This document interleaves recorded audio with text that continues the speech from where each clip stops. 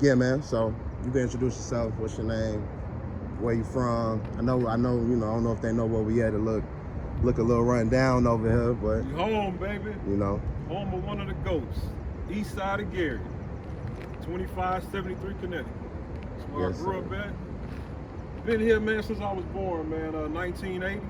Left in 1988. My father died inside the crib, so mom's wanted to get the fuck out. So look, I know you rap, and I was gonna be a rapper also. So I'm gonna give you a quick little bar, but I need you to finish it. So when I was writing my raps, I started off saying, born in the East, but raised on the West. And I'm stuck right there. I don't know where to go. Because we moved to the West Side in '88 after my pops died, man. But yeah, this home sweet home, man. Shit, I mean, like coming over here now, I just got a bunch of memories. Best friend Fred lived over here across the street. The twins, Carol and Carolyn, live across the street. Two of my homegirls. One of my best friends, Rennie Lorenzo, grew up on Maryland. And, used to just run the streets, man. Do shit kids do, play basketball. And I was one of the greatest ever right here around the corner on 26. Monkey bar legend, all that type of stuff. But we used to have a good time, man. But being over here now, just it's weird because the crib seems so small. But growing up, it seemed like we was living in many mansions. Like for example, my house actually was really a duplex. So they got a downstairs apartment. My mom used to rent it out. When you go through the kitchen, there was some stairs. You can go right downstairs to the apartment. So when she did rent it out, it was just open space to go down there and just kind of hang out, play. Yeah. So it was just like, growing up, these cribs just felt like little mini mansions, man. So yeah, I feel the same way, man. Like me growing up on Delaware, you know what I'm saying? It felt like a real big crib. I go in there right now, shit, compared to the cribs you see right now, it don't look like shit. You know what I'm saying? Like now, like my boy Freddie, like I said, one of my best friends, the crib seemed so like a far distance when I was younger, but now it just seems like this shit like right up on me. Yeah. You know, and then we just had good times, man. Like, I know me and you talk about our kids a lot. Yeah. So I know you know your girls, you believe your girls are smart, like I feel my kids are smart. Mm-hmm. But what I don't like, I just don't feel like my kids got street smarts. For sure. But I think it came, just being here, man, like little shit, man. I had a Nintendo growing up. Yeah. Mom say, hey, don't play the game today because of this and that. Take your ass outside. There you Be go. home before the lights come on. I'm like, shit, I get to go outside? Like, shit, hell yeah, Yeah. But my kids today, man, it's like, you tell them to go outside, they be like, yeah, what you talking about? Yeah, what you mean? Go outside. Like I said, I talk about it all the time, teaching your kids street smarts, how they should act in the streets, how to know when something's going on, how to be aware. We learned that from being in the hood. Shootouts, shit done happen. You might not be the target of it, but shit, something might pop off and then, you gotta get up out of that. But our kids don't have that awareness. Would you rather raise them in an environment like we grew up in, or are you good with how you raising them now? Somewhere else, somewhere cleaner, somewhere more, upkept, better education. We learn certain things from everywhere. So would you rather raise them there or here, just to teach them that street smarts, because that's important? Yeah, the street smarts is important, but honestly, man, like I said, that's a tough question. But like I said, the goal is to get out the hood. So I'm glad that we had to go through it. But I'm glad my kids being raised the way they are. But every blue moon, you be like, man, I wish you motherfuckers could just come where I come from just for 2 seconds. Yeah. Like, so a couple years ago, I brought my kids through here, showed them where I grew up at. They kind of looked over like, oh, for real? And just like, oh, yeah. No questions asked, no emotions. Like, hey, Dad, where you used to, I don't know, where y'all used to play ball at, or where you used to do this? Man, they ain't had no reaction, really, just, oh, okay, Dad, like, yeah, kept it moving. But I just think that's missing, man, because, like I said, again, I don't want to keep repeating myself, but I am a basketball legend, so, but besides that, one of the best games that we play, that's what I said, I'm going to ask you, what's one of the best games, the funnest games to play outside growing up? Besides basketball. Shit. But on that basketball level, what was one of the games y'all used to love to play? We would play baseball, we would play, Red light, green light. You close with baseball. But I was gonna say, did y'all ever play? Cause how old is you? 30. 30. I'm 42. Y'all ever play Piggy Stop? Or that a little bit too old for y'all? Piggy Stop. Piggy Stop. You played that shit?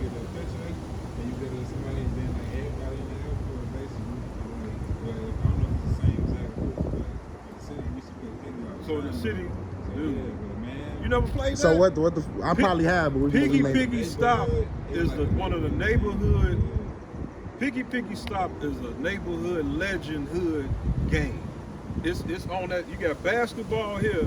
Piggy Stop is like right here knocking at the door. So I'm a legend in basketball and I'm a legend in Piggy Stop. Yeah, no. And we used to play right here in front of my crib. So Piggy Stop, I got the bat. You know, get my Barry Bonds on without the drugs. With the roids? No, without the roids. Okay. Crack that motherfucker. Like he said, everybody out. Run out, get the ball. So the guy running towards this way who got the ball, you yell out, stop, or Piggy stop. They have to stop. So when I got the bat, they got to call out what they call peg or no peg, meaning you either lay the bat on flat on the ground or you stand the bat up tall. Yeah. So once they do that, whoever got the ball, he got to throw the ball and try to hit the bat, or roll the ball and try to hit the bat if it's flat. Okay. And if he hit the bat, it's his turn up the bat.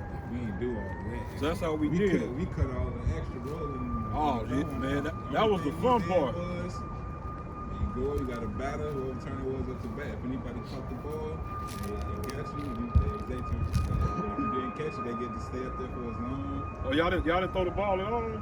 No, we didn't throw it at the batter like that. Yeah, I ain't never played no shit like that. That was our version of piggy. So to be on some slick shit. So if I forgot if it's peg or no peg when you stand the bat up. So if you throw the ball trying to hit the bat, we should do some slick shit. So I hold the bat standing straight up.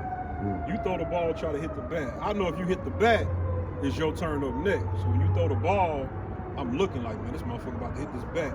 I do some shit like that. Like, oh man, I slipped, man, or the wind caught me. You know, just little, you know what I'm saying, little kitty shit. Motherfuckers get to arguing, but yeah, man, Piggy. Yeah. That was one of the greatest games. I don't know who created that shit, but that game right there, we used to be packed out here playing this. That game used to get just as much credit as playing basketball. Oh, that's dope. It was easy because you didn't need no hoop. All you needed was a ball. Yep. Yeah, and you good. And you good in some space. And if you couldn't hoop, I had to worry about that. But if you couldn't hoop, you was sorry. Yeah, you was one. Shelly was one of them niggas. You had a chance at Piggy, man. Right. But stuff like that, to kind of get back to your question, I hate my kids miss those type of things. Things to do outside to like have a ball instead of me taking your phone. You got an attitude, you want to cry. Well, I tell you, you can't play the game. You act like the world about to end. So, you know, we used to go outside and have fun. And another thing, like right here, I know you can't see shit, but right next to my porch, I used to get a white 5-gallon bucket, put it right in the corner. And you can see I'm a Lakers fan, but for some reason, I don't know if I stole the motherfucker, I had a green and white Boston Celtics basketball. I hated that shit. But that 5-gallon white bucket, me and my boys would play right here and just practice shooting, talking shit, having full games, man, with a 5-gallon bucket on the ground. Yeah. And whoever shoot it in, you know, that's 2 points. Right. Certain cracks back here, if you get it, that's 3. And I mean, That's dope. It was good times, man. Yeah, that's why I say that's leading to my next question I was gonna ask you. Because when I was coming up, it was like kind of east side versus west side, rather than it being, you know, if you live on the east side, that's the east side, if you live on the west side, that's west side. It was more of a, you know, it was a tension between us, you know what I'm saying? So you coming up, just about, you know, what you was just saying, the games we used to play, like just stuff growing up in the hood around here was more of a community, you know what I'm saying? Like, as far as on the west side, I'm not sure how it was or what it was, but you know, everybody beefed, everybody had their tension for different reasons. So what was the perception of east side versus west side when you was coming up? Coming up, as far as me living on the west side? I mean, yeah, like on the east side? Right. Well, living on the east side, honestly, for me personally, it wasn't much because I was so young. So I left the east side 88, I was 8 years old. So it was just so much to do just on it from here, from Massachusetts to what street Carver on? Shit, that ain't Georgia. That's Virginia, ain't it? No. But from Massachusetts to Carver, it was just so much to do. Like even my block, Connecticut, every fucking house was full, man, with families. So it was like when I was to the age of 8, I had no reason, nothing about the West Side. You know what I'm saying? Until I moved over there. So it was just all about the East Side, just all about these blocks through here.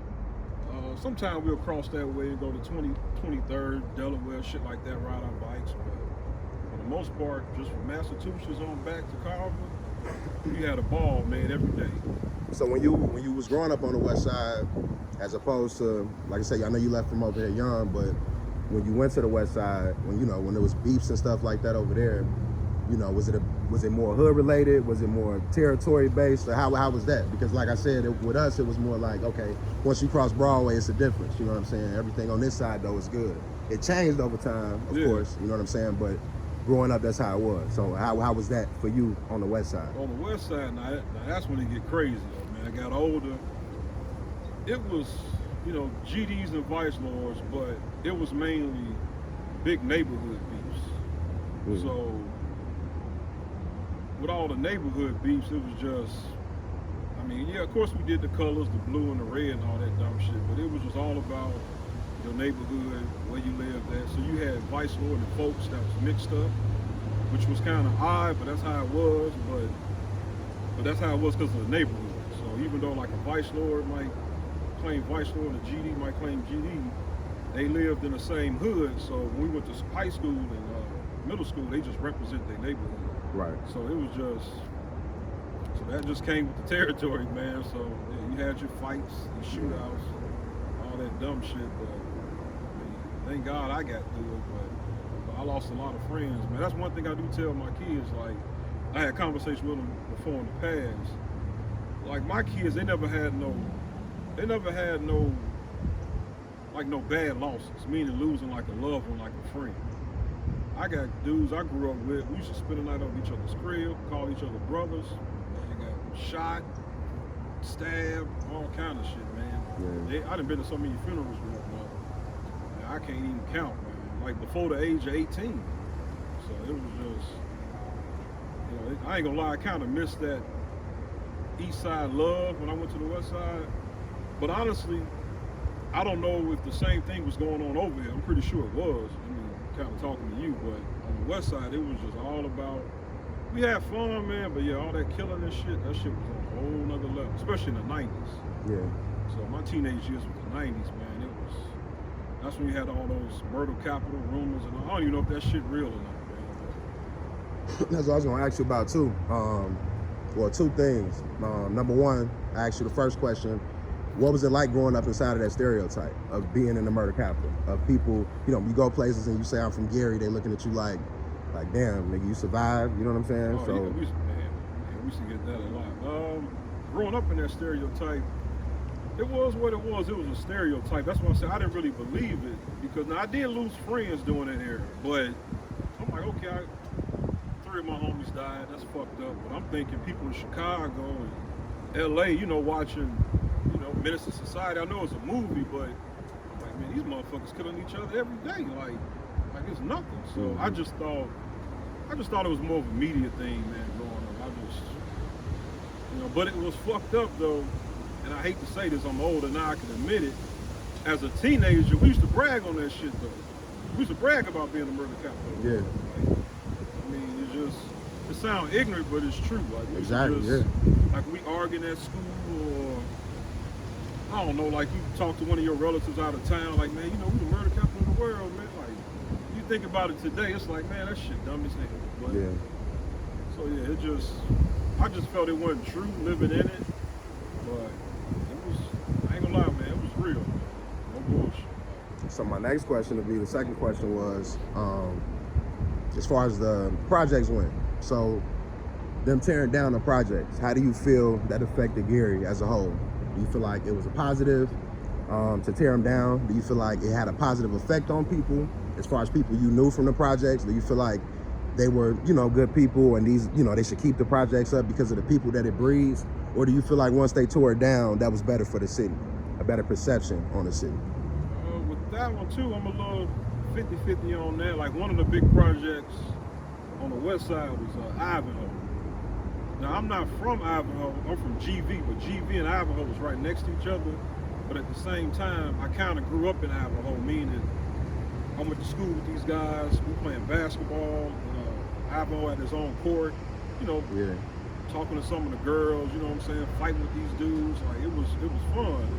So when they tore down Ivanhoe projects, if I ain't mistaken, I think most of the people was already gone and moved out. But like for projects just in general, I think it's a bad look because they always in the black communities. But I would say it'd have been more positive when they tore it down if they built some townhomes or some houses, and you know, and people moved in and you know kept the taxes in the city. So yeah, it do make the city look bad, man, because they didn't do nothing with it. Like right now, they tore all this shit down on Broadway. And maybe I'm speaking too soon, but they haven't put nothing there yet. So it's kind of like, what you gonna do with all this space? Yeah. So I'm on Zillow, man, looking at cribs to try to flip, get into. So it's 250 cribs on Zillow for here. The next day, it's 275. 3 days later, it's 350. Like it just keep climbing and going up. So it's just, yeah, it's fucked up, man. But yeah, I think the project look, like I said, it's a bad look. You know, its totality, but I wish they would have did something with that space. Yeah. Ain't nothing but trees right there where I go. It's just a fucking gate. Bunch of goddamn trees. That's it. For sure. As far as your upbringing, as far as you growing up in here and growing up on the east side, would you change anything about that? Oh, hell just no, dog. well, even thinking about your kids, how your kids are able to grow up now as opposed to how you grew up.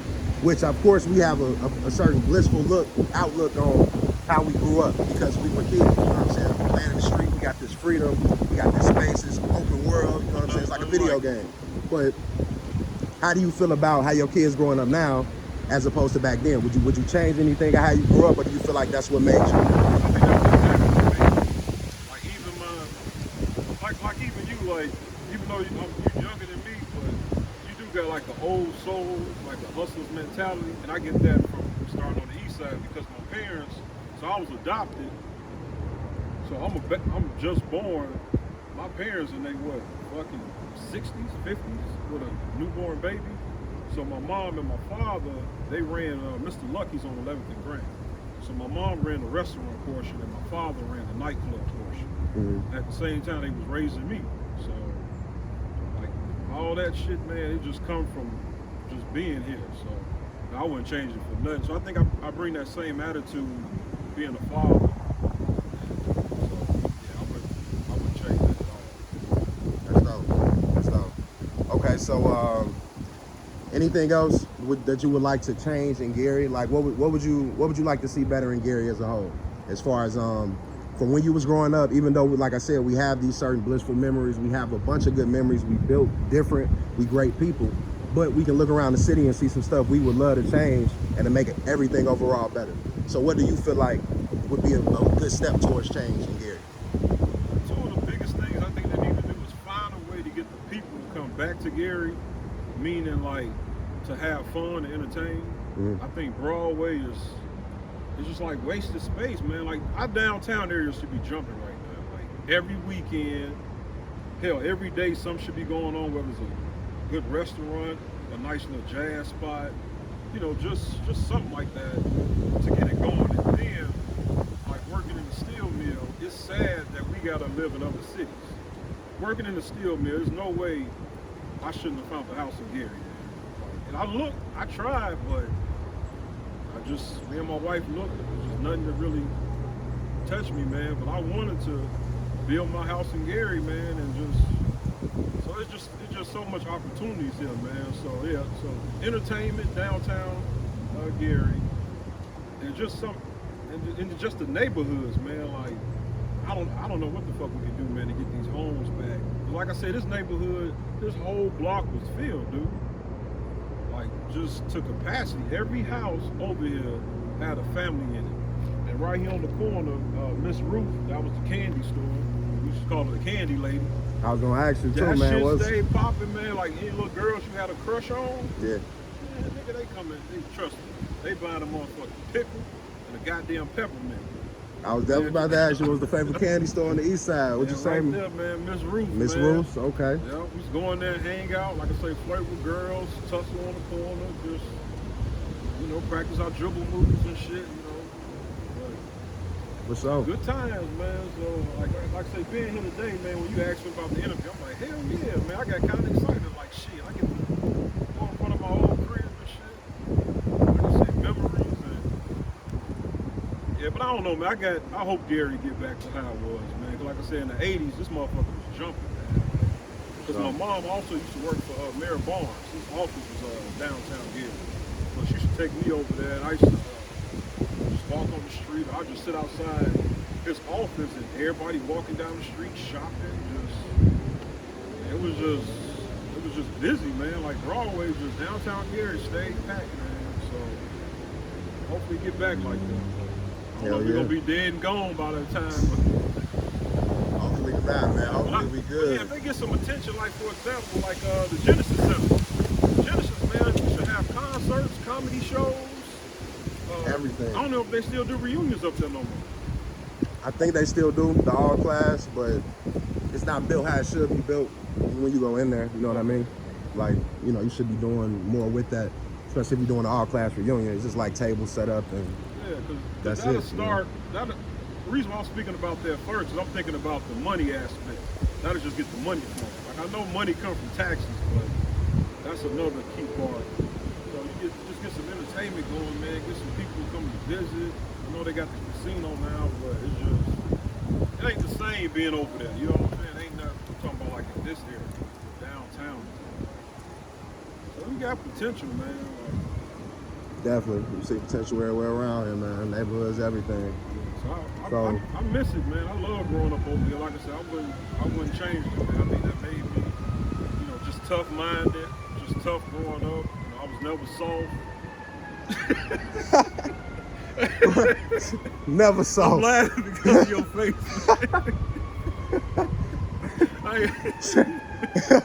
Straight up, man. Oh, man. Yeah, man. Yeah, I'm looking at you laughing. No, it's all good. It's all good. No, but yeah, in closing, man, you know, just let them know where we at. Just anything you want to say to the camera, name, anything you want to leave them with, and we good. Just want to say, hey, my name is Matthew Brownlee, Eastside legend, 2573 Connecticut. No place like home, man, and I wouldn't change my life for nothing for the world. Just want to give a shout out to my man Baker. He doing big things, and start calling my man the new Black Vlad TV, dog. That's love, bro. Eastside, man. Eastside.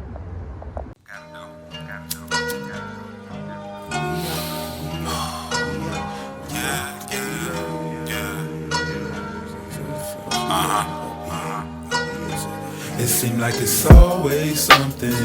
Whatever it is, we overcome it. Better watch your step, bitch. You know we stomping. Yeah, you know, better know, bitch.